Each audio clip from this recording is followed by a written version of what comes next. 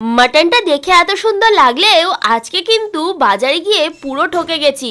তার কারণ আনতে গেছিলাম মাংস আর দিয়ে দিয়েছে সাথে মাটনের চর্বি। দেখো এইটুকু মাংস আর দিয়েছে সাথে এতগুলো মাটনের চর্বি। তো এতগুলো চর্বি নিয়ে কি করব বলো তো? দেখো কতগুলো, জাস্ট মাটনের থেকে মাটনের চর্বি বেশি, মানে এইটুকুতেই শেষ না, ভেতরে আরও রয়েছে নিশ্চয়ই, দেখতে পাচ্ছ।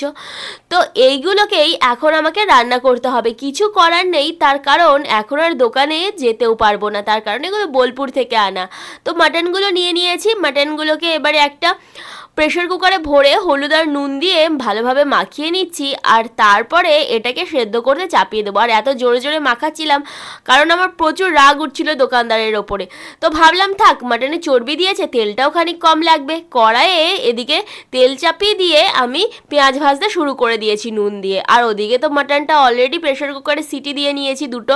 তো এবারে আদা রসুন আর লঙ্কা বাটা এখানে দিয়ে দিলাম, কাঁচা লঙ্কা বাটা অবশ্যই। তো দিয়ে ভালোভাবে নাড়াচাড়া করে কষিয়ে নিয়ে একটু হলুদ দিয়ে দিলাম, তার কারণ মাংসটায় হলুদ অলরেডি দেওয়া রয়েছে। এখানে জিরে গুঁড়ো দিয়ে দিলাম অল্প, সাথে লঙ্কা গুঁড়ো দিয়ে দিলাম, ধনে গুঁড়ো, সব কিছু দিয়ে একসঙ্গে ভালোভাবে এবারে আবার কষিয়ে নেব। এবারে দিয়ে দিলাম আলু, আর এটা কিন্তু পুরনো আলু ছিল, তাই আমি ফার্স্টের দিকেই দিলাম। তার কারণ হচ্ছে যেহেতু মাটনটা আমি অলরেডি প্রেশার কুকারে সেদ্ধ করে নিয়েছি তার জন্য।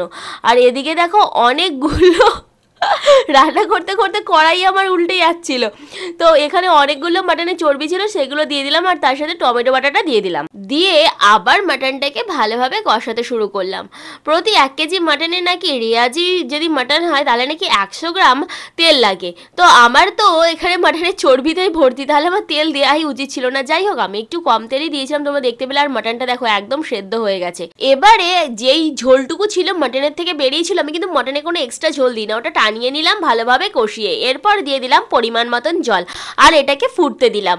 এবার এটা ফুটে সুন্দরভাবে দেখো আমার রান্না হয়ে গেছে, আর এটা কিন্তু সেদ্ধ হয়ে গেছে। এবারে শাহি গরম মশলা দিয়ে আমি নেড়ে চেড়ে নামিয়ে নেবো। ব্যাস, আমাদের মাটন কিন্তু রেডি। তাহলে চলো এবারে খেয়ে দেখি কেমন হয়েছে।